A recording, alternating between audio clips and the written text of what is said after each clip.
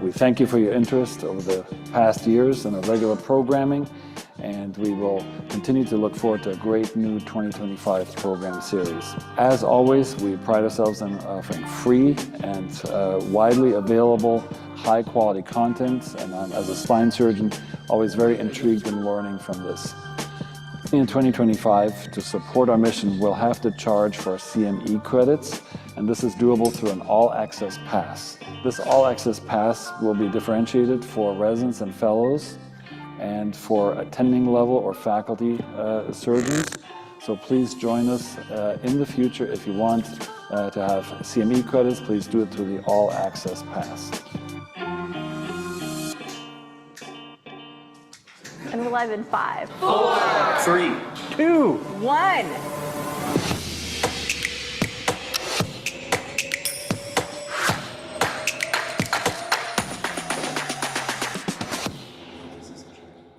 All right, well, that's a good way to open a nice Saturday morning.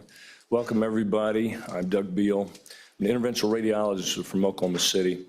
On behalf of our faculty, which I will introduce right now, we are glad that you're here.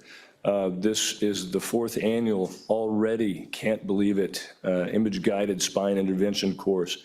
And this was designed to be the course whenever we have things that come out that are new, that we're learning, that are really never talked about. There are a lot of startups, and people are working on these things in their garage and adopting them early, and seemingly we don't see them until they come raging onto the scene. And so we wanted to do things that are new, cool, and otherwise very interesting. And that's the basic explanation of what this course is designed to be. It's a combination of things that you guys probably haven't seen. If you look down here, we're going to start off with something that won't surprise you too much with radiofrequency ablation, but it's large volume. Then we're going with spinous spacers, intradiscal regenerative therapies, new stuff with spinal cord stem, and everything that hopefully everybody here wants to do. A lot of us are doing it. A lot of our faculty and staff are pioneers, and we want to introduce you to this technology, make it familiar to you so you can either adopt it or perfect it or continue to adopt and include new things. The world of interventional spine we've gone beyond the toe of the logarithmic curve, and it is heading up at breakneck speed now. So things are coming out all over the place. And if you were to take a pause for a couple of years, you'd be pretty far behind. So Dr. Stevens is getting ready. He's sitting here. He's practices in Fort Worth. We also have Gavin Nixon, who just moved to Alaska. And locally, we have Pratik Gandhi, Dr. Glenn David, who I've worked with for more years than I care to count right here at the Seattle Science Foundation. Olivier Clerc, is out of Alberta, Canada, and otherwise just incredible interventionalist, also a radiologist. And so a few housekeeping details. I want to thank all of our sponsors. We have 12 sponsors this year, and it's a banner year, so thank you guys very much. This will be available at ssfyoutube.org, and the things that you see here, the demonstrations that are done will live on YouTube forever, so you will have access to that, and you'll be amazed about how people will watch these videos over and over again in terms of instructional content worldwide, and I promise you it is worldwide. And whenever you're asking a question, this is my only ask of you guys, I want you to participate. It's not going to be formal. This is going to be casual participation. Hit the mic in front of you. These live mics, make sure they're live, flicked on when you do it.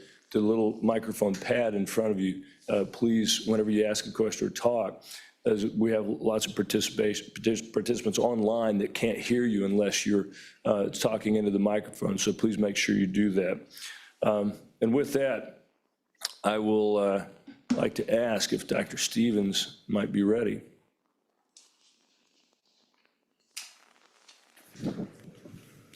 And as Good morning, everybody. Chad Stevens, Interventional Pain Management, down in Fort Worth, Texas. So glad to be up in the cool, cold, rainy Seattle with all our friends here. So it's my first time here. I'm lucky to be invited to come and participate with this. So The first thing we're going to learn this morning, we're going to start right off the bat with something that I do every week, and I've been doing this for about 25 years. So this is something that every week I see patients in the practice that clearly have a need that could be met by treating them with radiofrequency ablation. So when it comes to radiofrequency ablation, you have to kind of choose your tool. And there are tools that are better than others for various reasons. The one I'm using today is called the Avanos Cooley tool. This is a radiofrequency ablation tool. And what I like about this is that you'll see there's a little silver end down here. So most standard RF go from a distal tip and they come more proximal with their lesion. What I like about this one is that it comes in a diamond. And so basically you put this down in any angle. It's called angle independence. And you can come down and you get to the space. You always want to be right where the transverse process and the superior articular process take off or coalesce with each other.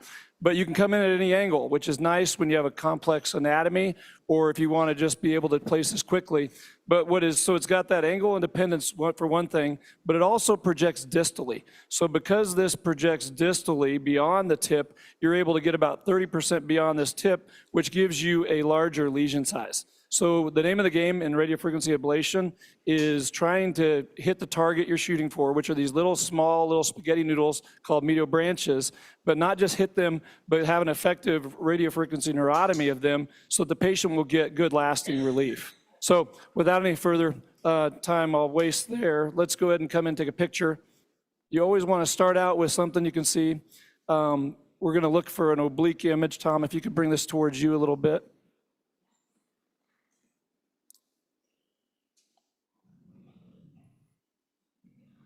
Yeah, and so even a little bit more towards you, sir. And I'm going to just place one of these needles here. Give myself a little bit more working room. Picture, please. So right there, you'll see basically if I go right down, I always say I'm going to try to put this on the eye of the Scotty dog, and we all know the Scotty dog. You can see just to the left and upper is the supraarticular process, and going to the right is the transverse process. So basically, I'm just going to come right down in a perpendicular fashion, which is really nice with this. Image, please. So I'm going a little bit too far lateral. I'm just going to angle just a little bit more down the tube. Image, please. And I'm going to walk this down until I get down to the bone. Okay, let's see. Image, please. Should be getting pretty close to bone right now. And there's bone right there. Image, please. So I wanted to hit right at the Scotty dog's eye, and I believe we did. Again, the nice thing about this is you don't have to come in at like a perpendicular. Well, basically, you have to lay a typical standard needle right in that groove, and it can make it a little bit difficult to approach. But you saw how easy and direct this can go in. So they have a couple of different needles at Avanos. Basically, this is the one that's been around for a long time, and there's a lot of advantages, like I've mentioned, bigger lesion size, which correlates with a longer result for the patient. They'll have longer pain relief, which is the goal. And then it also has this nice little tool here where you can just, instead of having to mess around with taking in and out the stylet, you can just add your local after you put the probe all the way in. So basically you place this in, get down to the bone, back it off just a little bit, because remember I said it has a distal projection. So what you do then is you come to your probe, and your probe attaches to the generator, and all you have to do here is just take this and click it on here. And again, I want to be just right off the bone. Image one more time, please, Tom. And that looks like money. So when you have that, then I'll usually add, we'll do sensory and motor testing if the patient's awake. If the patient's asleep, we'll just do sensory testing, or motor testing, excuse me. And once we have a good idea that we have maybe a little multifidus that's stimulated, but no distal stimulation in the lower extremity, then we go ahead and usually do a little bit of local anesthetic and do our lesion. In particular, this lesion is for 2.5 minutes. And so typically I'll place all of my needles on the side I'm working on and then lesion them all at the same time. So this is something that I do when I'm at the hospital setting. If I want a little bit more cost-effective option, this is the Trident, which is a newer tool that Avanos has acquired. It's a little bit different to drive because it's got more of like a beveled drive. But what you'll see is, if you can see a tip there, This one is going to be more of a standard drive. It's going to have the bevel, so you're going to be able to directionality drive it instead of a diamond, but you're still going to be able to go down in this perpendicular fashion, just like I did on the other level. So I'll just show the difference here, image there. And you'll see that you can still see it pretty well on there. The difference here is, if we can come right back to this one more time, I should have showed you this before, but what happens is once you get into the space, you just turn this little gray knob. I don't know if you can see those little tines open up there. Those little tines open up and make kind of a bell-shaped lesion. So you're gonna get a better lesion size than standard RF, but it's you know, like I say, a more cost-effective way of doing this. So let's look at that picture one more time, please, sir. One more time. Thank you, Tom. I'm just gonna walk this down. Again, it's a very easy drive down to the bone, image there. The directionality factor is nice because you can really change it easy. I'm gonna work it back, image there. Now I'm just walking back, have to sometimes back up just a little bit, image there. And I wanna walk it more up to the nose. Picture. We're getting there. You can see it's a little bit different drive. This is a little bit less stout. The probe is made a little bit less stout material. Again, you have this ability to do some localizing after it's already in there. So we get this where we want it. And then we open up the tines. Image, please. Kind of see the tines opening up there. So let's go ahead and go to a true, so let's go back a step. What I always do is I want to see 3 different images to be sure of my depth and where that I'm in a safe place. Everything we're doing today, we're going to be showing you how to do things reproducibly, safe, and efficaciously. So I always start in this oblique image, and then I go to a lateral image. The goal in the lateral image is to obviously make sure you're remote from the foramen, but also to make sure you're close to the facet, because we know that the medial branch leaves right about where the Scotty dog's eye is, and it walks its way up into that facet. So if I lesion at this place where I am, right, that confluence between the supraarticular process and the transverse process, I should have an effective treatment. So we're gonna look at our lateral view next. Whenever you think we got enough, does the table height need to go up a little bit? Probably a little bit up with the table. These cadavers are not quite Texas-sized, but we'll make it work. I'm sure Doug will make some joke about Oklahoma skinny later, so I wanted to beat him to the punch and talk about Texas-sized.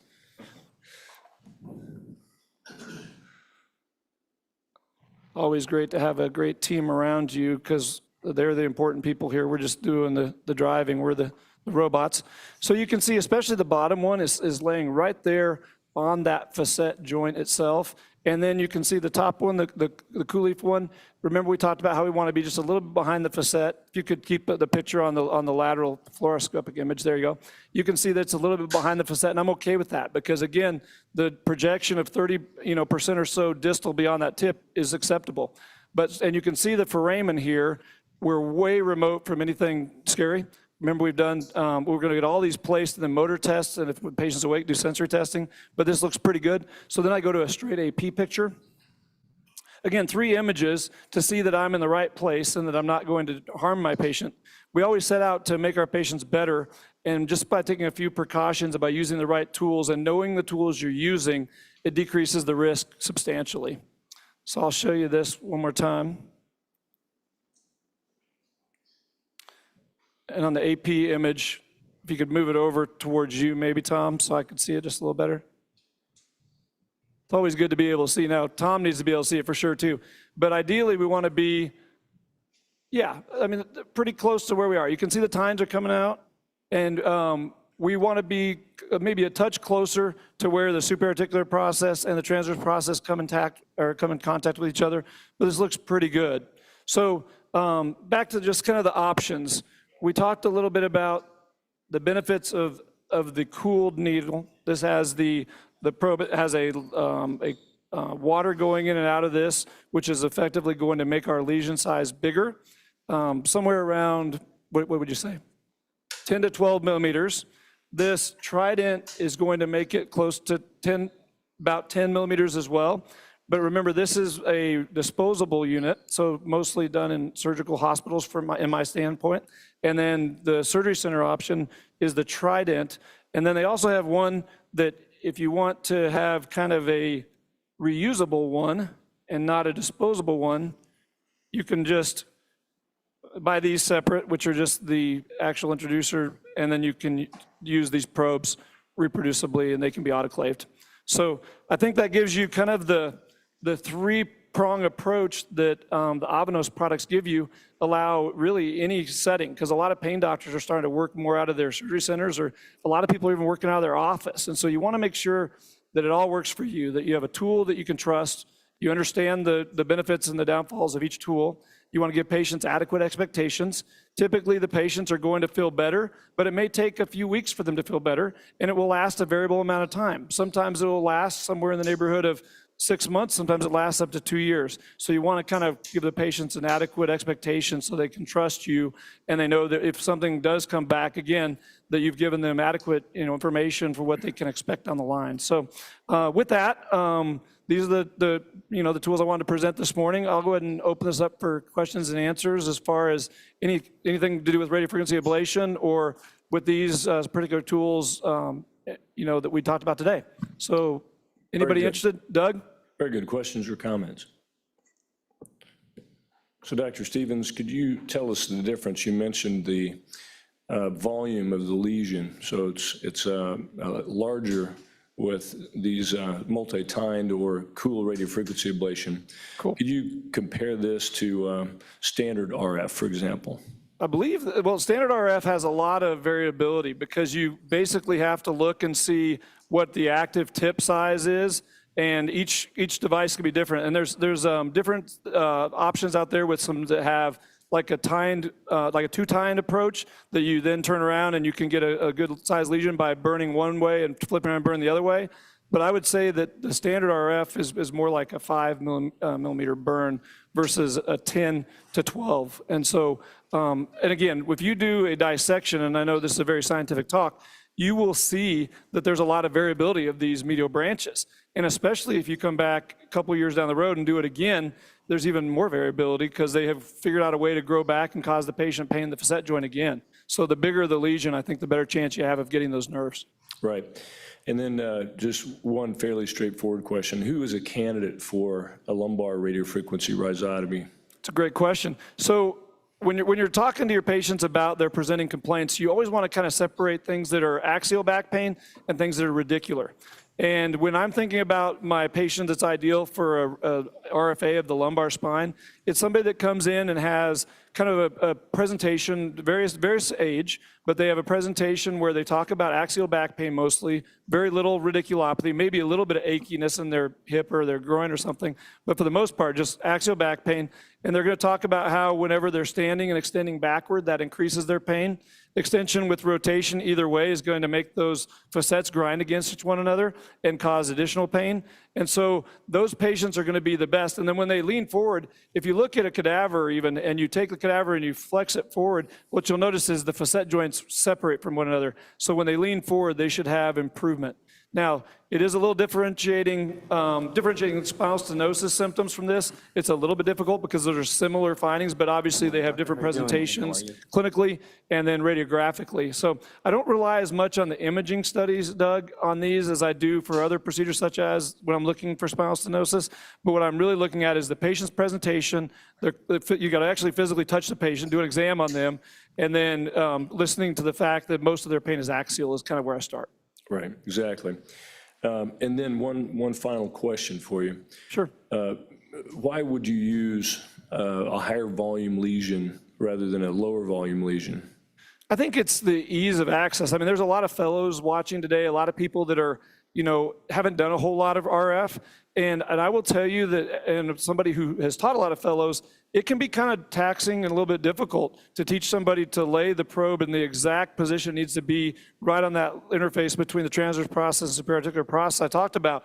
And so I think the ease of access and placement with the two tools I've shown you today is so much easier for somebody who's learning and is starting to try to go, okay, if I drive the bevel this way, it pushes it, to the middle. If I drive it this way, it pushes it lateral and stuff. Especially with the cooled probe, it's a diamond shape, so it just drives in right through the tissue very easily and goes right to the target. Right. And as you mentioned, for those of us with a lot of experience, we know that the nerve is variable, can be very variable sometimes, and this helps accomplish that goal. It's one of the really good seminal articles on volume size. Leo Capral basically says the larger the lesion, the better the clinical outcomes, and that's kind of what we're after here. Yeah, yeah. Okay. Agreed. Question?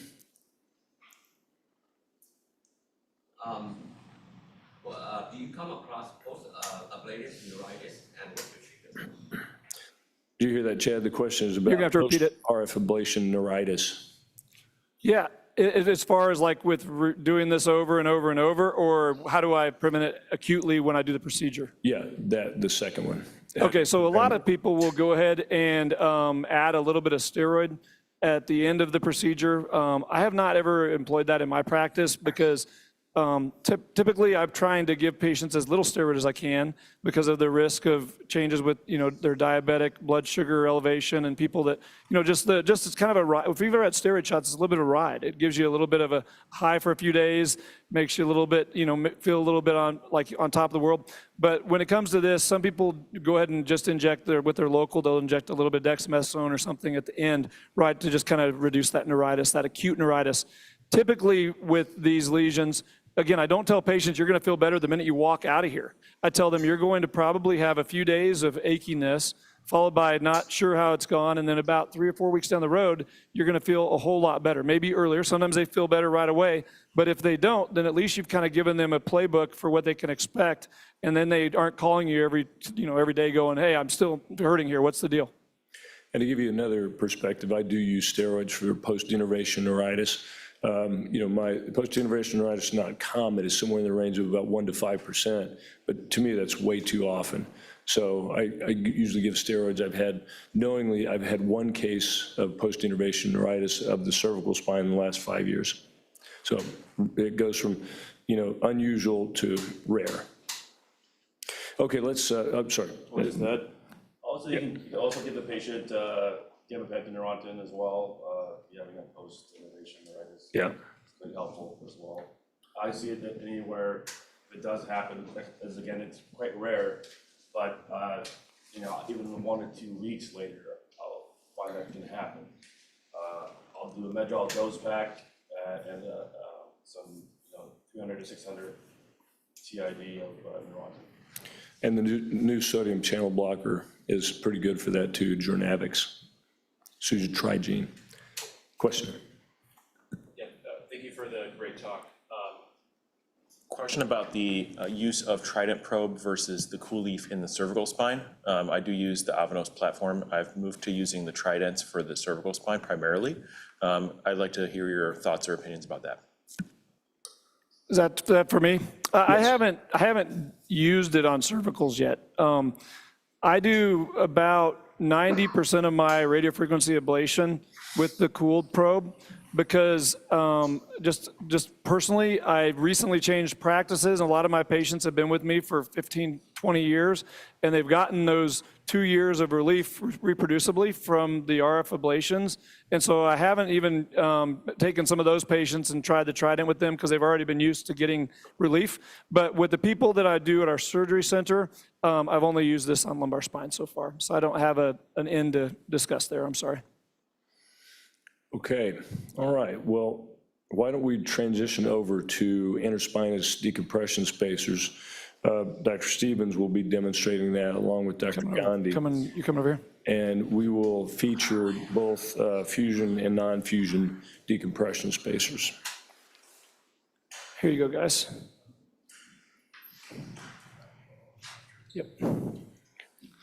So while we're getting that set up, let's have a show of hands. Does anybody, so interspinous spacers are stenosis and fusion spacers have the same mechanism of action as stenosis. So Vertiflex, Inspan, Zip, how many of you guys are using the interspinous spacers?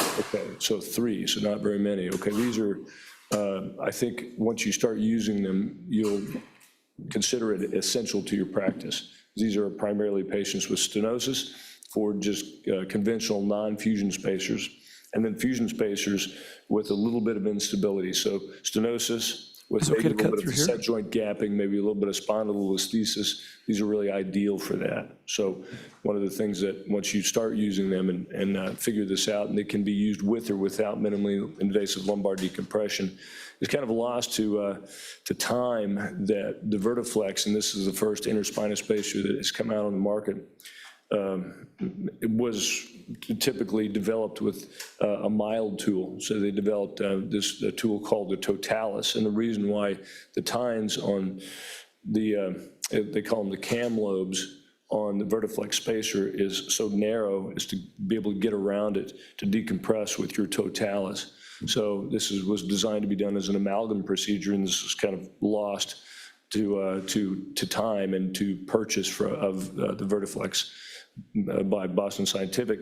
But nevertheless, I mean, this is a technique that can be used together, it can be used independently. There's many times I've placed a spacer 5 years ago that I'm doing a minimally invasive decompression around it because of the subsidence. Just let me know when you guys are ready to go in there. We'll get started. Okay, Chad, we ready? Yeah, for sure. So while we're getting the cadaver prepared just a little bit more, I always joke and say, when Doug Beal speaks, people should listen. And I'm not just talking about today, but one day I was at home during COVID, feeling sorry for myself, and Doug called me and said, I got 2 words for you, Stevens. And he said, Minute Man. And I said, Doug, I'm pretty sure that's 1 word, but that's pretty awesome. Tell me about it. And so he told me a little bit about this device, and he knew that I was looking for, thank you, a good treatment option for my patients that were presenting with instability. Because as pain doctors, interventional radiologists, what we do a lot of is palliating pain. We do a lot of things where we're making the pain go away for a short while, but I wanted to kind of get into more of the fix-it phase and do things that are gonna actually make people feel better for a longer period of time. And that's kind of where this product came in for me, because I had all these patients coming in and they had the typical neurogenic claudication symptoms, and I just didn't have a good answer for those. And so when you think about what we're doing here, this is a fusion device. And the idea is that because it's a fusion device, you need to take seriously that you're doing their homework, getting the right imaging studies, getting the right workup so that you can come in and knock these procedures out with good reproducible results safely. So remember I talked about efficacy and safety. We've done studies that have shown that amongst multiple providers around the country, by following the steps I'm going to show you, they're able to get good reproducible results with this procedure. And so the typical patient looks like this. They come in and they're walking in with some sort of assistive device. They may use a shopping cart sign that when they go to Costco. You never want to assume that a man went to the grocery store. So I always ask them if it's Costco or Dick's Sporting Goods or something. But you ask them, do they feel better when they're pushing a grocery cart or they're leaning on their cane, or they go to a game and they have to stop at every bench and sit down? That's that neurogenic claudication that you want to look back and go, okay, what do I see on my imaging that supports that? Because you already know from their history that they sound like they have some instability of their spine. You already know from their exam, because you're going to do that same extension causing pain and flexion causing reduction in the pain. So you're going to already know based on their walking in, based on their examination. Now you're just going to use your imaging to try to support what you expect to find. And typically what I like to do is look at an MRI if I can, unless the patient has a contraindication of that, and you can get a CT scan, but an MRI, but always get flexion and extension x-rays. I can't stress that enough. You don't really have a good indication that you have instability unless you can tell how things change in dynamic motion. So that's a little bit of the workup. We're going to get a picture here where we want to come in. Image, please. So image, please. Image, please. Just beyond that spinous process, I'm going to make a mark there. And the reason I do that is because any of us that have gone around and proctored or taught any of these procedures know that it's not unusual to look at an AP and think you're at a certain level, and look at a lateral and you're at a completely different level, and maybe you've already made an incision. So basically, I'm just going to drive, picture please. I'm just going to drive this in. I'm not trying to go deep. I'm just trying to show what level I'm at. Image there, and I can feel a little bit of space there. Okay, so let's go ahead and go to a lateral image, please. I'm sorry, before we do that, let's go ahead and draw this out. the way to make sure you have reproducible results is to do this safely. So if you could kind of span the C-arm out towards me just a little bit lateral, I'm going to show you what I do. So I find my center point I want to go to. Okay. I want to make sure I'm remote from the iliac crest and I can come pretty straight in. And one more time, please. So I'm going to walk a line from here out all the way into the flank because I'm going to want to make a line, a do not cross go line. Let's go ahead and go to lateral.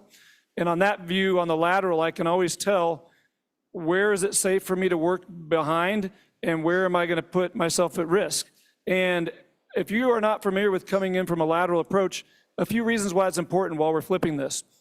When you cut back right down the midline of the back, you're immediately going to cut through soft tissue and multifidus muscle. And the multifidus muscle has vascular innervation and has nerve innervation, or vascular supply and nerve innervation. And those can be damaged permanently. And we now know from other procedures and other things we're looking at that we're seeing a lot of damage to the multifidus with just either minor traumas or definitely with minor surgeries. And so by coming in laterally, you protect those muscles. But probably as important or more is that supraspinous ligament that runs right along the spinous process. We're going to want to, this is actually a perfect patient. Good job. I hope I'm doing the right level. We need to see a little bit more posterior there. So could you make the adjustment so I can see the spinous processes there. That same patient that we got this slip, you can see this grade 1 anterior listhesis here. That patient is going to be one that you're going to see those neurogenic claudication symptoms on. And so when you look at the flexion extension x-rays, you can see that there's a slip forward on the 4-5. Maybe I should flip down and do the 4-5. I think I actually will. Because what you can tell is this person has an instability issue. And if we were to do flexion extension x-rays, we might see an additional amount of millimeters of translation, either in flexion or extension. So it's very important to document that. So now what we do, let's go back to AP real quick. I'm going to go ahead and do the level that is in question here.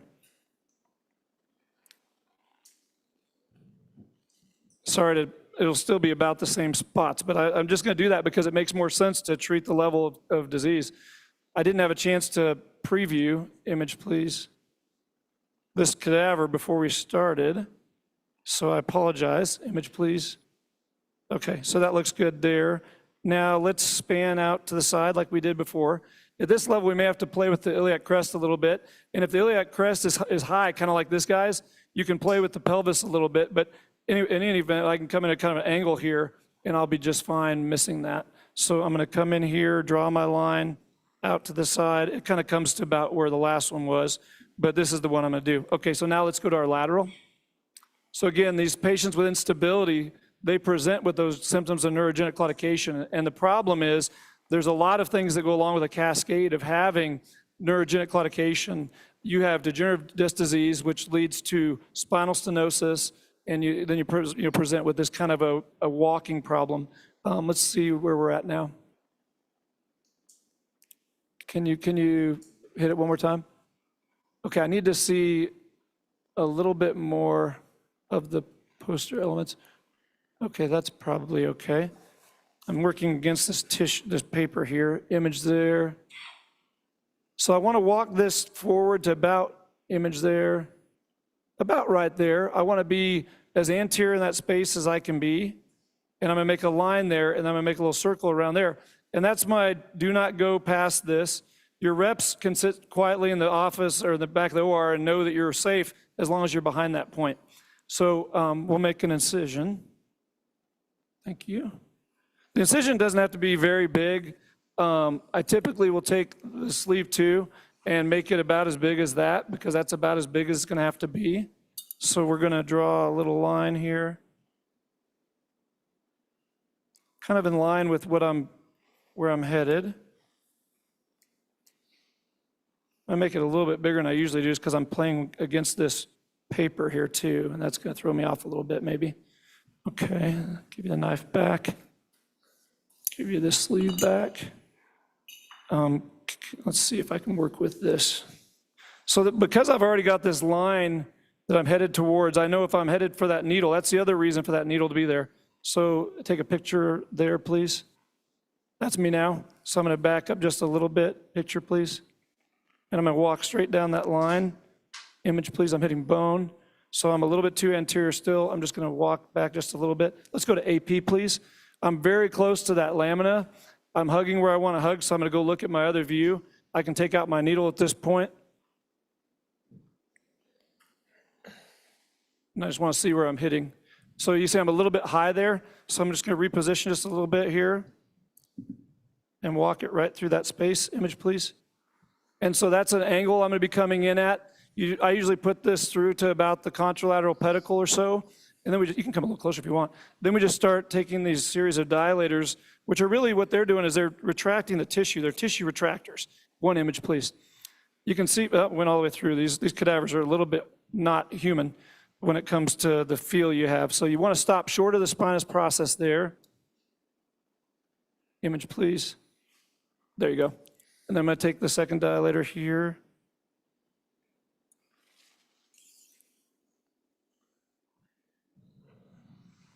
Image, please. That stopped right about where I want to. This is the third. Again, tissue retractors. These are pushing the tissue back for me. We have a rasp, too good, okay. Each of these are successively bigger dilators. Image, please.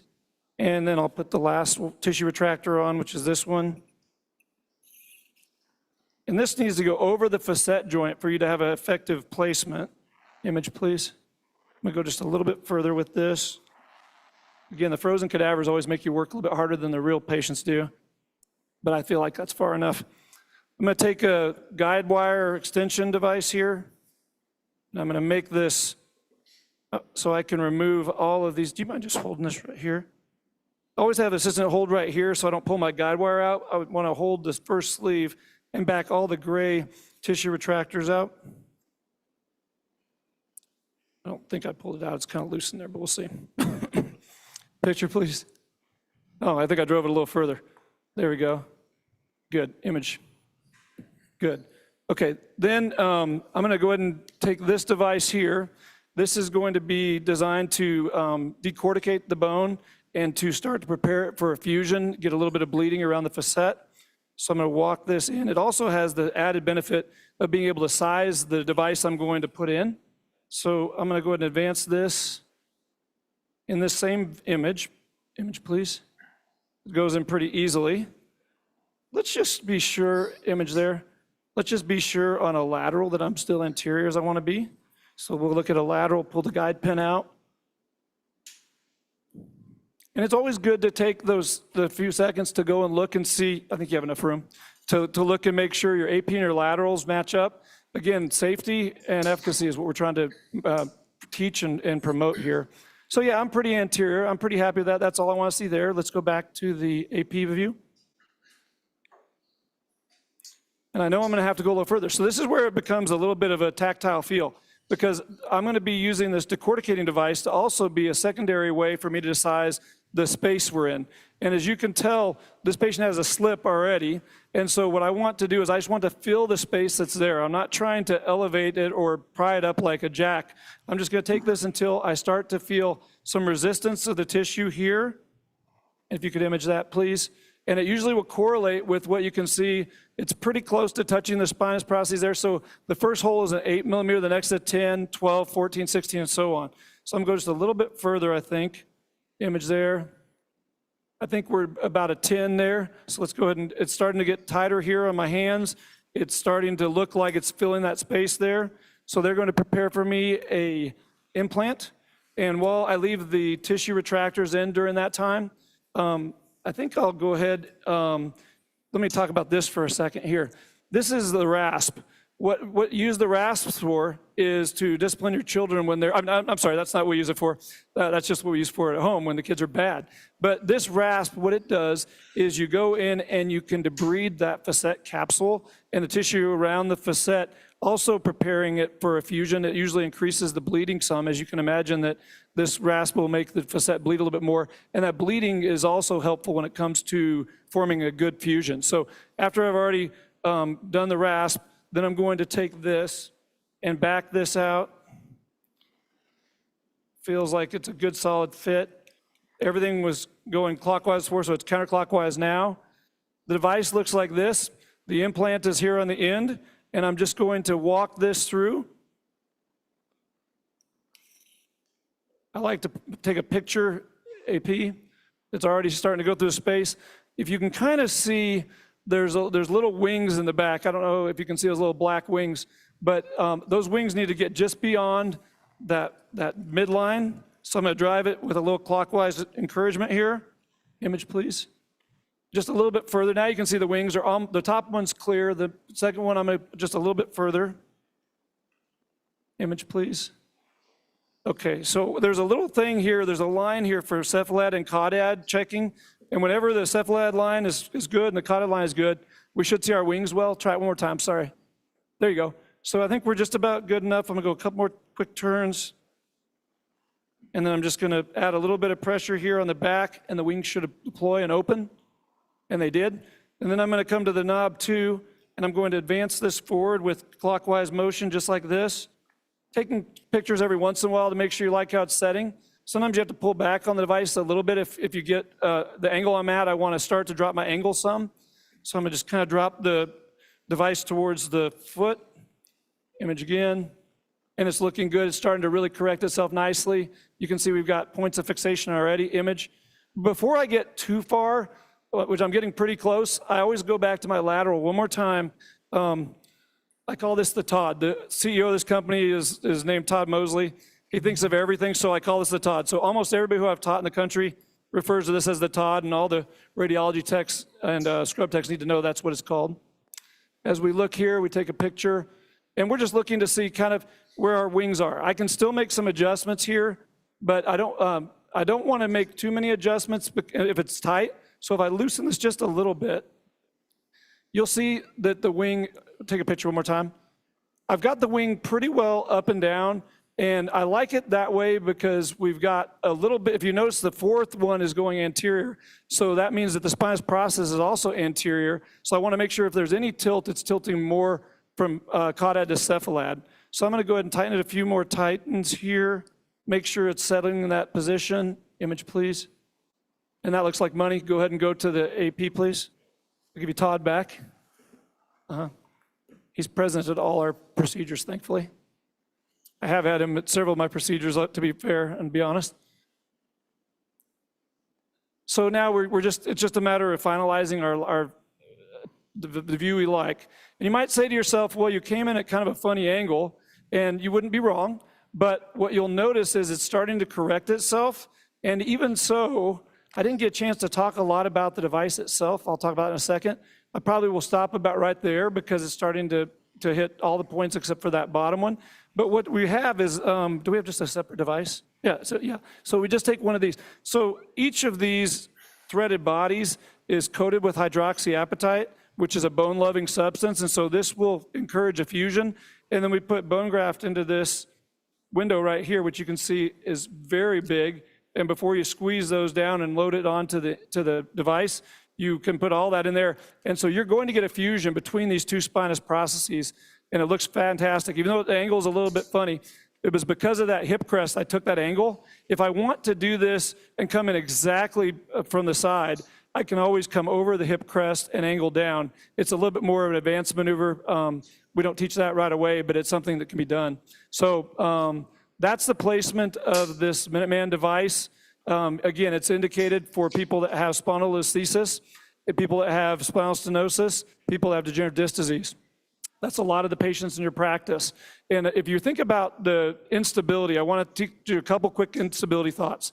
Instability can be vertical instability because of the vertebral bodies becoming too close to each other and there's no disc height left. That's called vertical instability. Angular instability is a very cool topic I'll talk about in a second. But this translational is very comfortable, as we all know what a spondy looks like, and you can see there's a grade 1 spondy here at the L45. Angular instability is why you need those flexion and extension x-rays. When you look at your flexion extension x-rays, when they extend back, the end plates will open up like a Pac-Man mouth. I know it's dating myself a little bit. Some people don't know what Pac-Man is, but everybody knows what an alligator is. They come up on the Florida, golfers sometimes.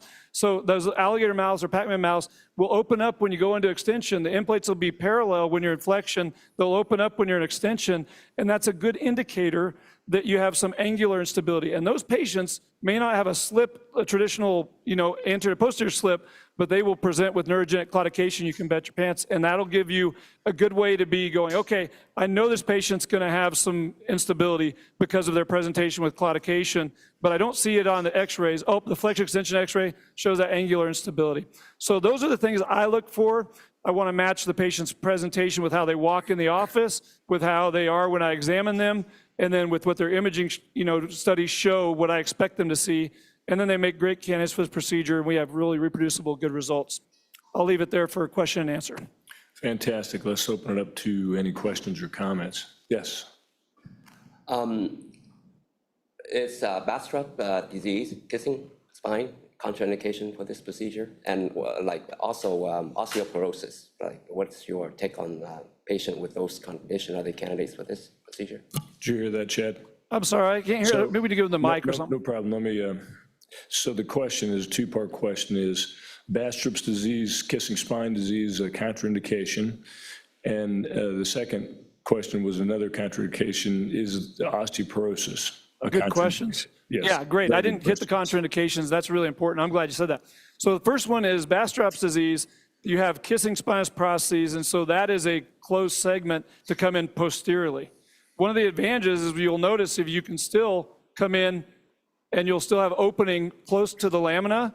If you get right behind that facet shadow, you can get in there and open it up. So Bastrop's is not a contraindication.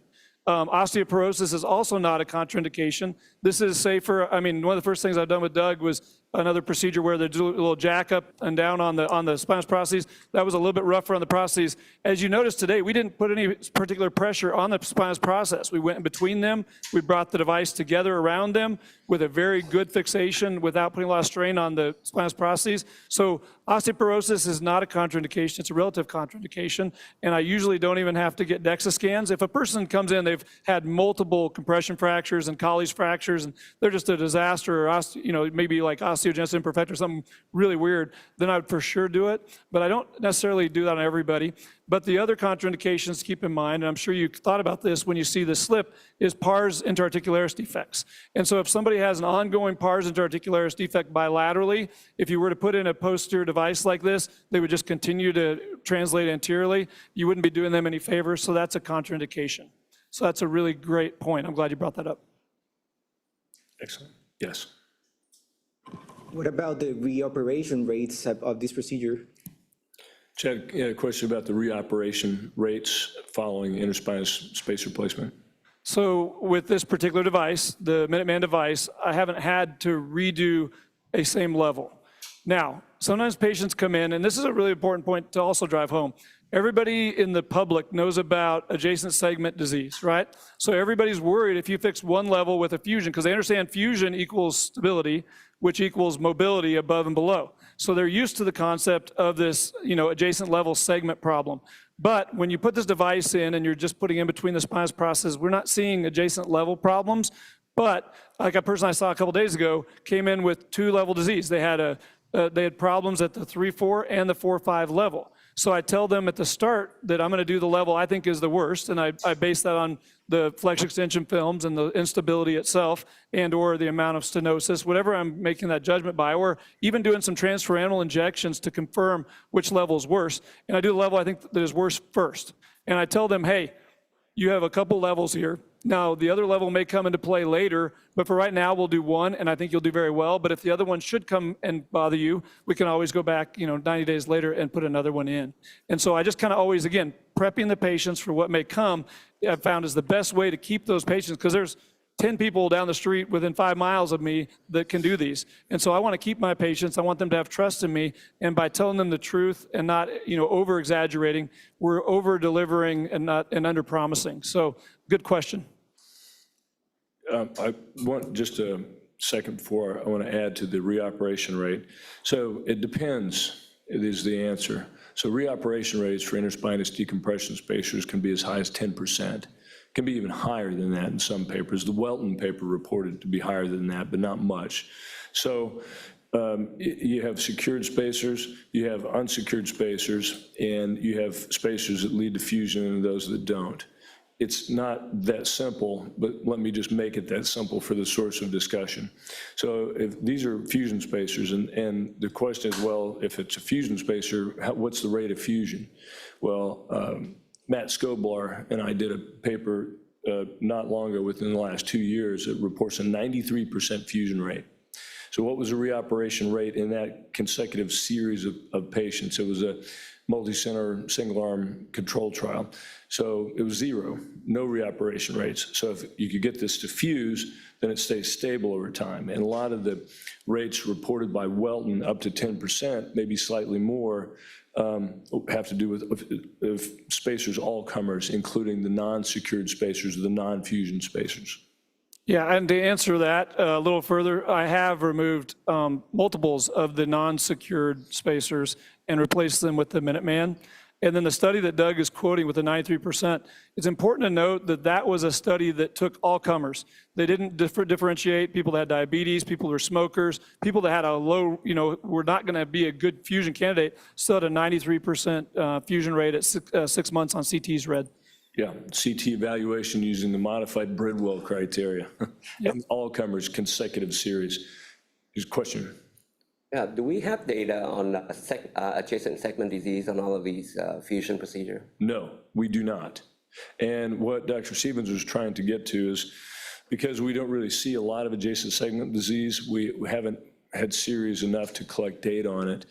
And the question is why? Why haven't we seen it as much as 3 to 14% per year risk of adjacent segment disease based on Harapan Park with just conventional interbody fusion? Don't know, but if you put this device in, it's as stable as 4 screws and 2 rods. The degree of movement is about the same. But if you compare this to lateral placed DLEF or XLEF or a lateral based graft, 4 screws, 2 rods, it has about a 2.7 degree flexion extension, increased amount of flexion extension as compared to that DLEF plus the screws and rods. So there's more freedom of movement with this in place. And is that the reason we just anecdotally don't see more adjacent segment disease? Maybe. But I've looked this number up because I've had the same question as you do. Once we do this, and once you do a typical ALEF, TLEF, or PLEF fusion, you're going to have a predictable adjacent segment disease of what I just mentioned to you. Or Mola, using that data, which is registry data, said there's 20% chance of having repeat surgery, the need for repeat surgery due to adjacent segment disease within 4 years after the time that you put it in. So this is still to be determined. In case there's any question about if that's the case because there hasn't been enough done, I believe we're in the 12,000 range now that have been completed since 2021. Is that correct? And there was data coming out of Europe all the way back to about 2011. And so the same thing held true there, that they weren't seeing adjacent level problems in the European studies. Okay, great. I think we probably got one more question, and we'll go ahead and segue on to Dr. Gandhi's segment. You talked about, you were on lateral view, you were drawing a red line. What exactly are you worried about, and what are you determining? Okay, so basically, to quote an old colleague of mine, you have a better chance of hitting the patient in the brain than hitting them in the kidney, okay? Because everybody looks at this and goes, man, you're retroperitoneal, you're gonna be close to that kidney, you're gonna be close to those structures. You're only going through soft tissue, fat, and muscle. And so the idea is that line on the lateral plane that I drew is the do not go more anterior line, and that is the facet shadow line or the lamina line. You don't want to go any more anterior than that. So if you stay behind that line, the only thing you're doing is you're going in between the spinous processes and going through soft tissue and muscle. So there's nothing to fear as far as other anatomical structures back there. Yeah, and to be clear, the space is not the retroperitoneum. Right. It's that far from it. Yep. So it's a good way. So we'll go ahead and transition over. I think, does Dr. Gandhi have a demo?